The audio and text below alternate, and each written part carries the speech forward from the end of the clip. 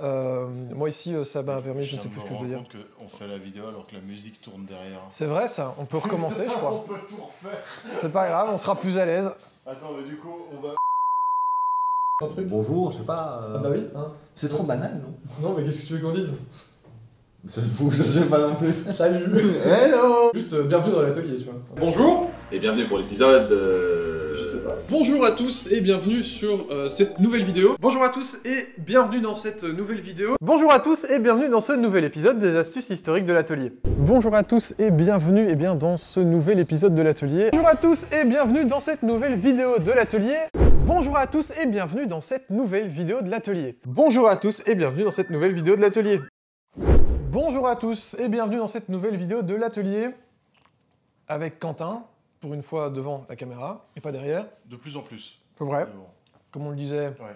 Parce que, pour ne pas rien vous cacher, on retourne cette évacue parce qu'on a oublié de couper la musique, alors qu'on... voilà. Mais donc, effectivement, ici, pendant l'été, on a fait des vidéos un peu particulières, dont une où vous avez vu la tête de Quentin, une autre où vous n'avez pas vu la mienne. Ouais. Donc, voilà. Et on t'a vu aussi pour le bureau. Non, t'as pas vu pour le bureau. Ah si, un petit peu à la fin. Si, on me voit À la fin de la vidéo, effectivement. Alors, on est en fin d'été, donc c'est la dernière vidéo un peu particulière de l'été. Je comptais faire une FAQ, sauf que, on va en parler rapidement, on n'a pas eu énormément de questions. La plupart des questions, c'était surtout de savoir où on tourne, où est l'atelier, où se trouve l'atelier, qui on est, et peut-être comment ça fonctionne. Et donc tout ça, on va essayer d'y répondre ici dans la vidéo, de manière globale, voilà, et posée ensemble avec un petit verre. Bon, servez-vous un café ou moi, c'est de l'eau. En tout cas, ce que je comptais déjà d'abord faire, c'est remercier tous les gens qui se sont abonnés cette année et cet été, parce que là, on est quand même à un peu plus de 23 000 abonnés, presque 24 à mon avis à l'heure où vous regardez la vidéo. Donc merci beaucoup de vous être abonnés et de nous suivre. Ça nous fait extrêmement plaisir, ça donne envie de continuer et de repartir sur des projets par la suite, et ça, on va en reparler justement dans cette vidéo. Les vidéos qu'on a proposées cet été, qui étaient un peu différentes de d'habitude, elles ont effectivement pas hyper bien marché en termes de chiffres, pour plein de raisons, parce que déjà c'est l'été et de manière logique sur YouTube il y a moins de monde puisque vous êtes plutôt à la plage ou à la piscine. Et puis bien souvent pour nous, les moments de vacances, été et hiver, c'est un peu le moment de l'expérimentation. Et voilà, effectivement c'était des vidéos différentes de ce qu'on fait d'habitude et pour lesquelles vous êtes pour la plupart abonnés, puisque la plupart sont abonnés pour des histoires de marques et d'outillage. Et là, on a parlé de quoi? On a parlé d'un meuble, d'un bureau qui monte, qui descend. On a parlé d'un arbre. C'est ça. On a parlé de quoi? On a parlé d'une émission de bricolage. Voilà. Si vous ne les avez pas vus, allez sur la chaîne, toutes les vidéos sont là. Mais en tout cas, ce qui est sûr, c'est que même si les chiffres ne sont pas bons, les commentaires par contre étaient vraiment cool. Donc les retours sont très positifs. Donc merci beaucoup pour vos commentaires. Et même de manière générale, pour le reste de l'année, en général, on a une communauté qui est vraiment très bienveillante. Et ça, c'est très agréable. Parce que, évidemment, moi je n'attends pas que des commentaires qui disent bravo, c'est super, Oui, bravo, mais les critiques constructives et écrites de manière correcte. Il faut que ce soit constructif. Voilà, bah oui, parce que juste dire c'est dégueulasse, c'est moche, bon, ok. Après, ça vous pouvez le dire aussi, mais Oui, expliquer pourquoi c'est voilà, mais dégueulasse, par exemple, et voilà, c'est pas bien. nous dire tiens, faudrait faire attention à ne pas trop lire ton texte à côté et utiliser un prompteur, par exemple. Vous pouvez le dire, mais vous n'êtes pas le premier. Sachez que Il y a une vidéo où il y a un prompteur. Je vous mets au défi de trouver laquelle. il y en a même deux. Deux? Ouais, parce qu'on avait tourné un ensemble. On peut mettre le défi de savoir laquelle, Voilà. lesquelles. Il faut savoir que le prompteur existe, Oui. c'est juste que je n'arrive pas à l'utiliser correctement et que c'est beaucoup moins naturel dans mon Oui, débit de c'est ça, parole. c'est le côté pas naturel du tout qui... Ce sera à travailler. Enfin voilà, on va vous parler des coulisses de l'atelier. Alors du coup, je ne sais plus si je l'ai dit dans celle-ci ou si c'était dans la FAQ avant. La première question qui a été posée, c'est surtout où est-ce que vous tournez, c'est quoi l'atelier, etc. Alors là, déjà, vous voyez un peu plus le décor qui est derrière nous. Enfin, le décor, c'est quand même un atelier à la base où on peut vraiment travailler, hein, c'est plus que juste un décor. Après, si vous voulez vraiment voir la construction de cet atelier, Il y a une série de vidéos. voilà, il y a une série de vlogs, de vidéos qui est juste là, où vous allez voir l'entièreté de la fabrication de l'atelier, et donc voir l'endroit où il se construit, puisque c'est une pièce à l'intérieur d'un hangar, finalement. On est un peu comme la Redbox. Ça a été l'occasion pour nous de tester des vidéos, mais vous imaginez bien que ces vidéos, elles ont été tournées avant l'été, et donc pendant l'été, ça nous a aussi permis de faire un peu le point sur la chaîne, sur le fonctionnement de la chaîne, et sur le futur de la chaîne. Un point important dont il faut quand même parler un petit peu, même si c'est pas le plus sympa, c'est le point argent. Bon, vous savez que la chaîne, elle est monétisée, hein, parce que vous avez de la pub en début, au milieu, parfois même un peu trop, et d'ailleurs ça je comprends bien, mais là pour l'instant, c'était une des seules solutions. Oui, voilà. Je n'ai pas YouTube Premium. Moi non plus, je me tape des pubs tout le temps. Oui. Mais justement, l'idée va être d'essayer de diminuer un petit peu ces pubs impassables ou passables après X secondes qu'on se tape au milieu des vidéos. Mais pour ça, nous, il faut qu'on puisse quand même s'y retrouver et récupérer un petit peu d'argent parce que, l'air de rien, une chaîne YouTube, ça prend du temps. Autant pour moi en écriture, en tournage, et autant pour Quentin qui fait ça pour l'instant de manière 100% bénévole. Oui. Voilà, on peut le dire. Et donc ce serait sympa qu'on puisse en retirer. Qu'à un moment on puisse mêler l'utile à l'agréable. Voilà. En fait, Donc pour que ça change, on a plusieurs solutions à notre portée et pour être transparent avec vous, on va là essayer le max de solutions possibles pour pouvoir voir celles qui sont les plus pérennes et celles qui fonctionnent le mieux. C'est le meilleur moyen de faire. Actuellement, on a les publicités YouTube qui nous ramènent un petit peu d'argent, pas grand-chose. Ça va rester en tout cas les pubs en début de vidéo. oui. L'idée, ce serait de retirer celle du centre, mais pour ça, il faut qu'on trouve d'autres manières d'avoir de la rémunération. 2 solutions s'offrent à nous et on va donc les tester. Premièrement, on va faire appel à des partenariats commerciaux. Donc, les contenus sponsors. Voilà, vous connaissez la musique si vous êtes habitué à YouTube. C'est ces petites publicités de maximum 1 minute qui s'intègrent à l'intérieur de la vidéo et qui sont faites par le créateur. Donc nous, pour l'instant, on est à la recherche de partenaires justement pour pouvoir faire ce genre de pub. Évidemment, l'avantage de ces pubs, c'est que vous pouvez plus facilement les passer, puisque voilà, c'est dans la vidéo.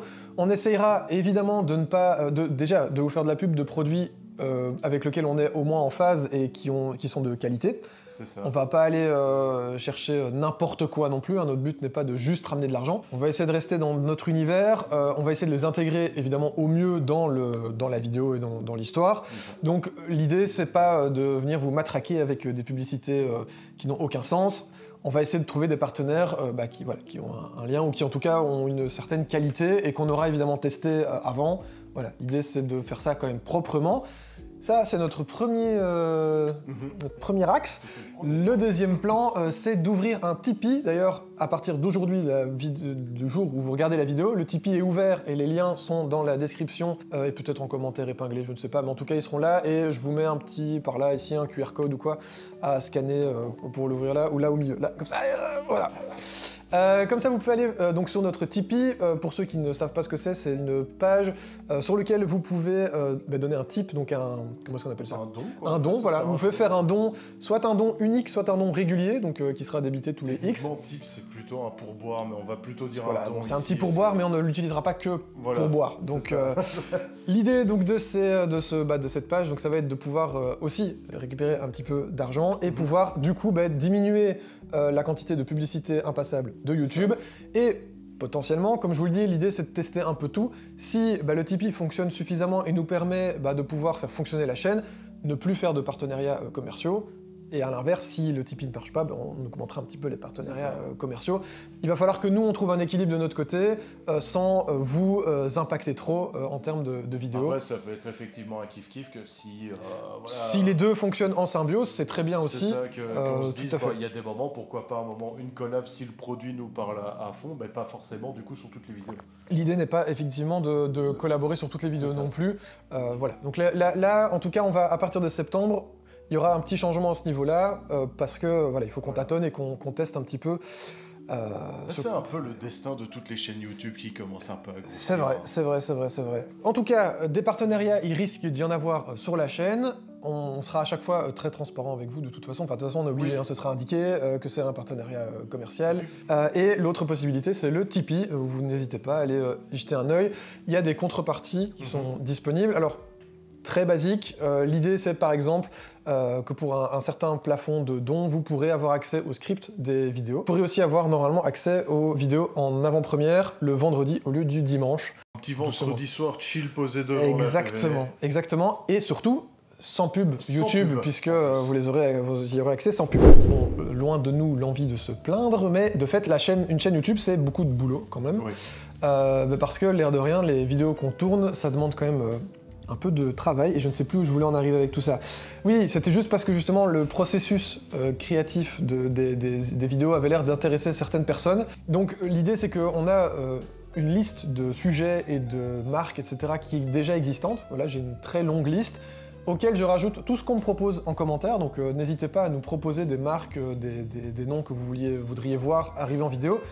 Simplement, on tourne déjà nos vidéos à l'avance, on les tourne 1 ou 2 mois à l'avance, et donc si vous me proposez une vidéo, un sujet, il sera mis dans la liste, mais ça veut pas dire qu'il sera traité le mois suivant, ni le mois d'après, parfois ça peut être traité 2-3 saisons plus tard. C'est vraiment l'indinguerie.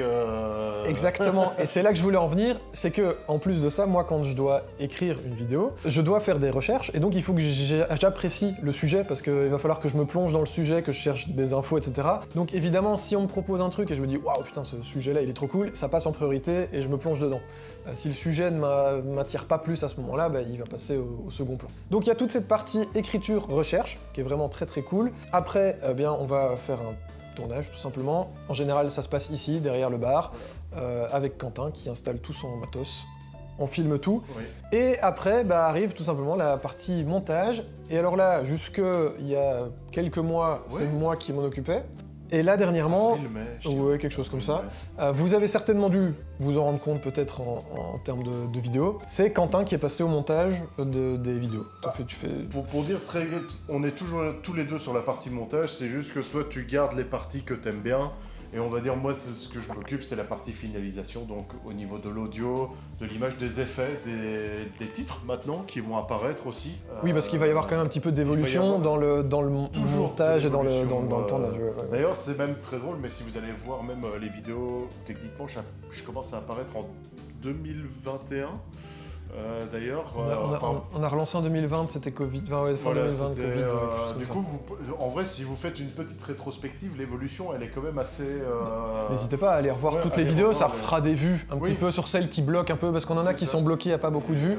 Allez-y. Alors il y en a, il faut les mettre en vitesse accélérée, parce que c'est chiant. Oui, clairement, mais même si après vous voulez voir des fois Dylan un peu désespéré devant un meuble... Il faut couper beaucoup, et donc je coupe tout ça, et puis après c'est Quentin qui s'occupe de la belle mise en forme. Le gros avantage, c'est que ça me permet moi de me concentrer plus sur l'écriture des épisodes, et d'ailleurs, je sais pas si ça s'est ressenti, mais moi en tout cas je l'ai ressenti, les épisodes sont beaucoup plus travaillés et recherchés.